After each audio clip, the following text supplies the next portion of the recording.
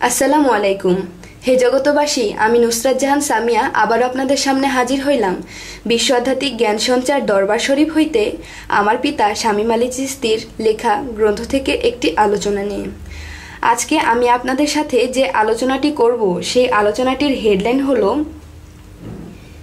বিজ্ঞানের কারিগরি দ্বারা কখনো রূহ দর্শন করতে পারে না, দেখিতেও পারে না, এবং কিসের সাহায্যে রূহ দেখা যাবে এই নিয়ে কিছু তত্ত্ব আলোচনা।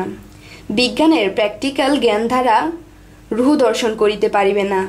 রূহ দর্শন করিতে হইলে আরও একজন রূহ দর্শনের মানুষের দরকার, এবং সেই রূহটি পবিত্র রূহ দরকার।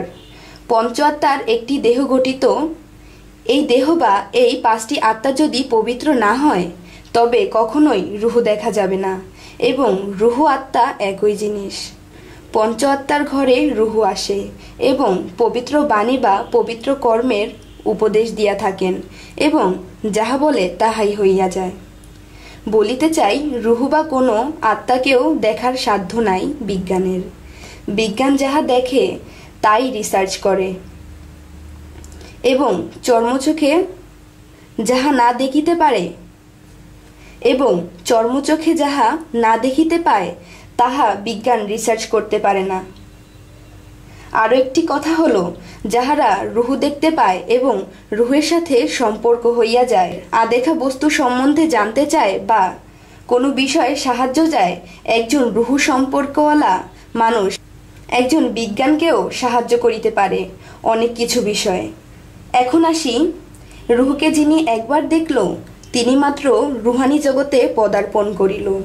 যেই দিন রূহের সাথে সম্পর্ক হইল সেই দিন থেকে তিনি আল্লাত্মক জ্ঞানে ধাবিত হইল। কিভাবে রূহের সাথে সম্পর্ক হবে? এবার আসি কিভাবে রূহের দেখা পাইতে পারি, রূহ সম্পর্কে জানতে পারি। উত্তরটা অনেক বড়। রূহের দেখা বা সম্পর্ক করিতে হলে একজন ব্যক্তি কি কি ভালো গুণ থাকা দরকার? উত্তরটা অনেক বড়। রূহের দেখা বা সম্পর্ক করিতে হলে একজন ব্যক্তির কি কি ভালো গুণ থাকতে হবে এবং কি কি খারাপ গুণ ত্যাগ করতে হবে। প্রথমত, একজন রূহ দর্শনকারী ব্যক্তির কাছে যাইয়া শিক্ষা নিতে হবে। এরপর তাহার সাথে প্রেমের সম্পর্ক করিতে হবে। যদি তিনি মজনু হালত হন তাহলে তিনি বায়াত করিবেন না। আর যদি তিনি একজন কামেল পীর হন আর রূহ দর্শনকারী হয় তাহলে তিনি বলিবেন, যাও বাবা, কোনো কামেল আউলিয়ার পীরের কাছে যাও, যাহারা যাইয়া বায়াত হইয়া তোমার রূহ সম্পর্কে জ্ঞান অর্জন করো। তখনই বুঝতে হবে, হ্যাঁ, তিনি সেই সত্যিকারের মানুষ।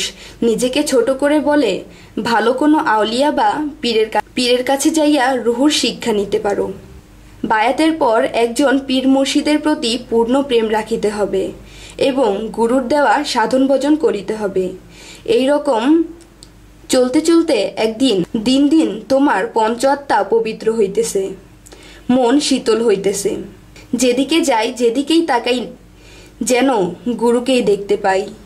এবং তখন আবার কখনো কখনো দেখা যায় গুরুকে ছাড়া ভালো লাগে না, বুকের ভিতর ফেটে ফেটে যেন কান্না আসে।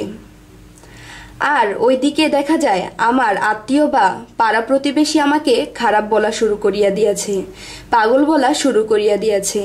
মোট কথা হলো, রূহ দর্শন করিতে হলে দুনিয়াবি মায়া ছাড়িতে হবে, খারাপ অভ্যেস ত্যাগ করিতে হবে, ভালো দিকে অগ্রসর হতে হবে, সম্পূর্ণভাবে কুপথ ত্যাগ করিতে হবে, লোভ লালসা কামনা বাসনা ছাড়তে হবে, মুর্শিদের দেওয়া সাধনাগুলি করতে হবে, সর্বদা গুরুর প্রেমে নিরিখ বান্ধিয়া থাকিতে হবে।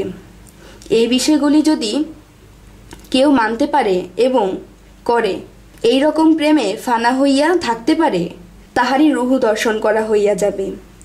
এইভাবে সর্বদা রাখলে রূহ দর্শন করতে পারবে, অগণিতবার দেখতে পারবে। আস্তে আস্তে রূহের সাথে সম্পর্ক হইয়া যাবে।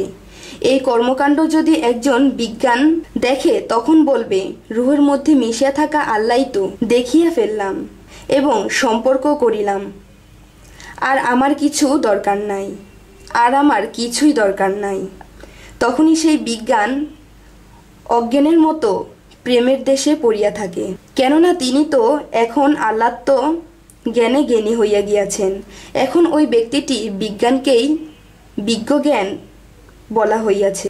এই জ্ঞান দ্বারা কখনো আত্মার মুক্তি নেওয়া যায় না।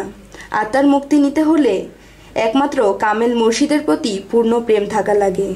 সেই জ্ঞান গুণ ও আল্লাহর সাক্ষাৎ হইয়া যায়। আমিন। আমাদের কথাগুলো বা আমাদের চ্যানেলের আলোচনাগুলো যদি আপনাদের ভালো লাগে, আমাদের চ্যানেলগুলোকে সাবস্ক্রাইব করে আমাদের সাথেই থাকুন ভালো ভালো ভিডিও পাওয়ার জন্য। এই বলেই আমি আমার আলোচনা শেষ করছি। তো সকলে ভালো থাকবেন, সুস্থ থাকবেন। আল্লাহ হাফেজ।